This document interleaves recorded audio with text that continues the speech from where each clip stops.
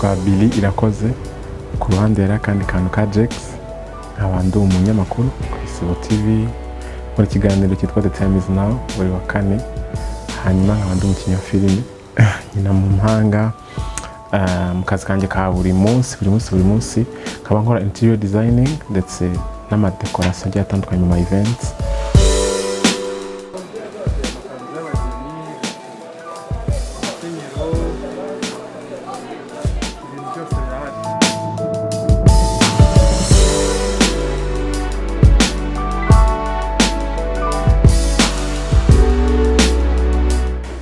ndetse na MC mu ma event nagiye atandukanye. Ikintu rero kibikuriye byose nkaba ndi umuhanzi uri mu ndirimbo zihimbaza Imana. Hallelujah, hallelujah, hallelujah,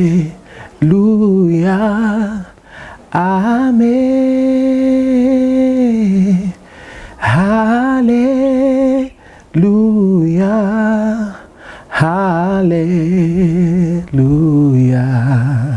hallelujah, amen.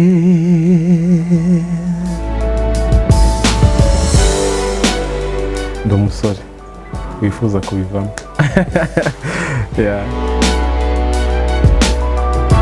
Mbere yavukiye i Burundi, kuri mama wanjye ndi umwe kuko yamaze nkivuka just nyuma y'amezi 2 gato yahise yitaba Imana. Hanyuma kuri papa turi batandatu ya.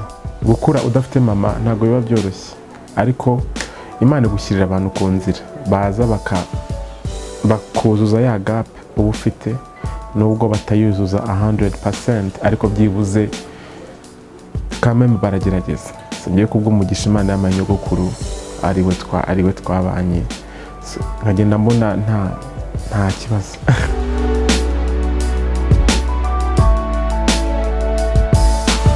Kwaje kuza mu Rwanda, yaje kuza mbere, yaje kuza mbere muri 94, hanyuma areba ikirere ukuntu kimeze, kurumva ni nabwo jenoside yakorewe Abatutsi yari gisa nkaho. Hanyuma 96 gutyo nibwo natwe yahise aza kudufata tuza kuba mu Rwanda. Nyiga muri primaire rero ntabwo nakunda kujya kuri indirimbo y'igihugu. Hari ukuntu batubwiraga ngo iyi class ngiraza kujya kuri indirimbo y'igihugu, iyi nayo izajya ejo, bitewe nuko mugenda wabiga mu wa mbere, mu wa kabiri, mu wa gatatu, mu wa kane. Ngewe rero byarangoraga kujya imbere ngo njye kuririmba. Uwo munsi rero nkaba nasiba cyangwa se nkagenda natinze, nkahita njya gukoropa za toilette. Ikintu nkundira kuba ndi umu artiste nuko bingira njye, uwo ni we ngewe, samba nimo ndatanga ibintu bindi bindane, ntago bingora kuririmba, gutegura ahantu, kuvuga, gukina, ibyo mba numva ari njye. Wenda ngira ngo nagorwa n'ibindi, ariko ibyo ngibyo bira flowing kabisa. Urugendo ntago ruba rworoshye, ariko iyo ukomeje gupushinga byange bikunde bizagera igihe bikunda. Nyina nitwa Rwema Eric, nkaba ndi umwana w'umukire. Papa wanjye akaba afite ubutunzi bwinshi cyane, so rero nyina ndi umwana w'umukire kandi ushaka gutereta cyangwa se ushaka ibyiza byose kubyishyira bivuye mu bushobozi afite, not mu rukundo rwinshi cyangwa se iki. Nkumva ko amafaranga nta kintu kimwe atama. Ntekereza ko ibyo dukina ni ibintu tuba twarabonanye abantu cyangwa se tuba tuzi mu bantu cyangwa se rero biriya bintu dukina bibaho cyane. Rero dukina ibintu bibaho, twebwe gusa ikintu dukora ni ukubikina, ariko ubundi biriya bintu ku isi bibaho. Bwa mbere njye mu mpanga, bwa mbere nahuye na Diane, Jeannette yabaye MC ahantu, ngewe nabaye MC, aza muri iyo birthday, hanyuma aje atinze rero yicara kuri ya table ibiri abantu bafite imirimo muri service MC, nyine kwa kuntu tuganira utuntu twacu. Diane rero Jeannette azatinze, ahora ahantu yicara aho, ahitaraza kugira ngo twicarane kuri iyo table.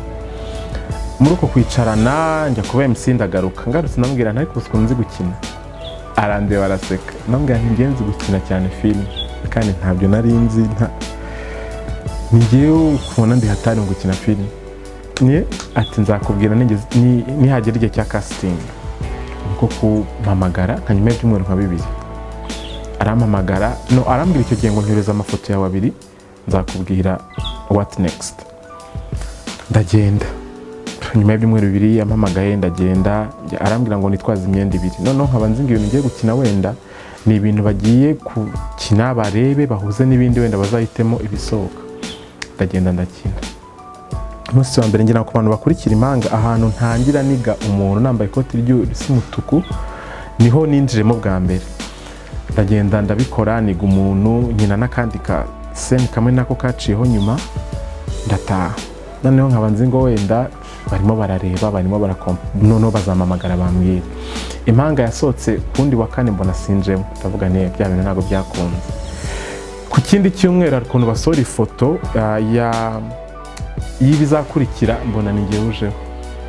Teni biri serious usko ngiye kumukinnyi wa filime nicaye hano mu rugo mbwira turi kumenya dore bya biboro wangu uko noneho byaje niko guhita rero nyine kandi abantu barabikunda na Diane Janet mushimira ko yambonyemo icyo cyizere sinuko byaje. Bari abantu ni umuntu mukina impanga ariko nanjye kugeza isaha ntago ndabyumva kubera ko iyo badukamera impanga ngiyewe bafata ibyanjye urugero bakaza wenda niba ari hano bagafata ibyanjye bakazajya kundi bagafata ibindi bakajya kundi bagafata ibindi rero bakabihuriza hamwe nukuvuga ngo nanjye ntago mba nzi biri busohoke ko ntago mba naragiye kuri yanjye kandi nanjye akaba ari ibintu nkina ntasobanukiwe nkazajya kubyumva nko muri episode ya 8 yuko bagomba kuzagashira urumva rero ntabyo tuba tuzi cyane giye gusa nagenda nkakina ariko kugeza isaha nzi ko nshobora kuba ari umukobwa wenda ngira ngo afite impanga simbizi.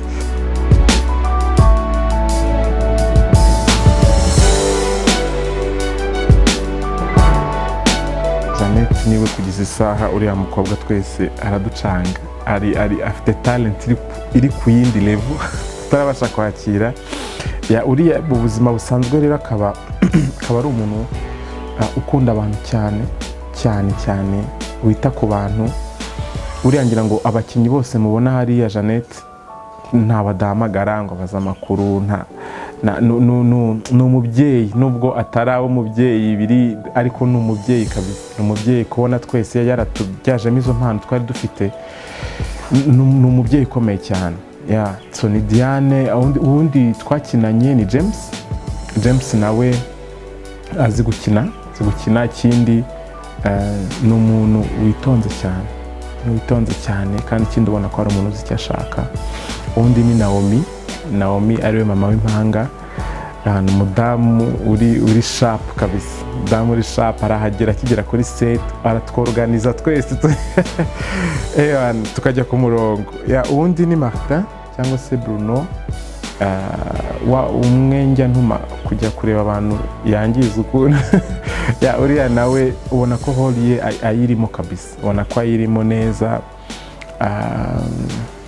Ubundi tumaze guhura ni Noella nawe ni umumama nkunda byata nkunda iyo ndimo ndakina nawe mba numva ko ndi gukina n'umuntu tubyumva kimwe.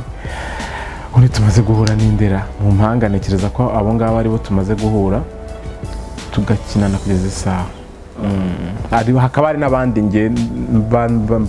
umuntu wenda abazi agenda abonamo nka Barasine ndamararapa nkuba ndi muri mood. Gukina filime ni impano yihariye itandukanye no kubura umunyamakuru uhora imbere ya screen.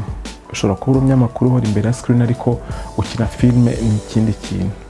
So rero narabikunze ni experience nziza kandi mbona ko nkiri hasi cyane ariko hamwe n'ubushake ntekereza ko nzagenda mbigeraho hamwe no kugenda wiga kuko ni ikintu kinini. Filime cinema ni ikintu kinini cyane gisaba imbaraga kubikunda no kwitanga. Uyu munsi yo ndeba impanga nkabona ahantu impanga igeze mbona mu by'ukuri n'Abanigeria nabo baraturusha gato wenda baturusha kuba babirambyemo baturusha kuba bafite ubwo buryo bwinshi. Filime irahenda cyane ntekereza ko natwe uko bizagenda bikura n'ubushobozi bukaza twakompeta ku rwego rw'isi kabisa. Filime irimo irihuta cyane irimo iriruka imbogamizi nizo nta zindi n'ubushobozi naho ubushobozi bwabonetse twagerayo mu gihe gito. Ikintu nifuza ku banyarwanda ndetse n'abandi muri rusange badukurikira no kudushyigikira nk'iyo sinema tuba turimo, tuba dushyiramo imbaraga kugira ngo babikunde, babashe kunyurwa nabyo, n'iyo miziki dukora n'ako kazi ka buri munsi ni ukudushyigikira cyane. Nkangurira abantu kujya kuri Instagram yanjye, yitwa Billy Irakoze Jex, mukore follow muri benshi, ndaje mbagezeho gahunda nziza. Ku bantu bifuza gukina filime rero ni ugutinyuka, ikindi kandi ni ukwemera kwiga ugaca bugufi. Ushobora kuba uri mu rugo nk'ubu ngubu, kera ngewe nabaga ndi hano mu rugo nkareba indirimbo ya Teddy Jex nkaba nzi ngo mu kuririmba nta wundi munyarwanda tunganye, ariko ngiye kujya muri korali ye baba we sanga nta jwi na rimwe nzi, sanga ni ibintu biteye ubwoba.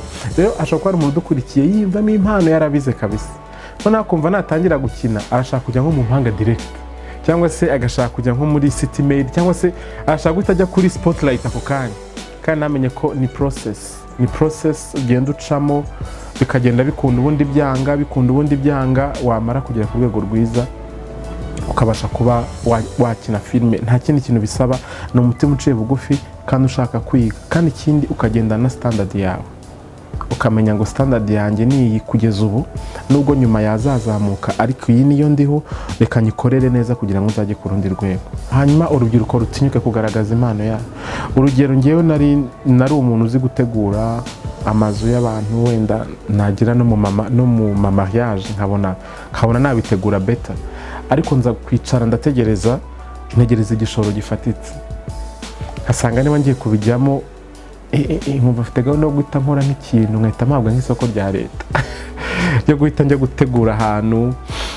Rero nza gusanga abo babikora uyu munsi, abo bantu barimo barategura ahantu heza gutyo, nabo ni process, ntabwo igitondo kimwe uza ngo uhite ubigeraho. So urubyiruko rutinyuke, uko imbaraga zabo zingana, bagende bajye mu babatangiriye, batangire ari abayede, batangire ari abafasha, batangire ari ba nyakabyizi, batangire gutyo ni kugenda uzamuka wunguka n'ubundi bumenyi, ejo ukabasha kugera ku rundi rwego rwiza. Bemere process.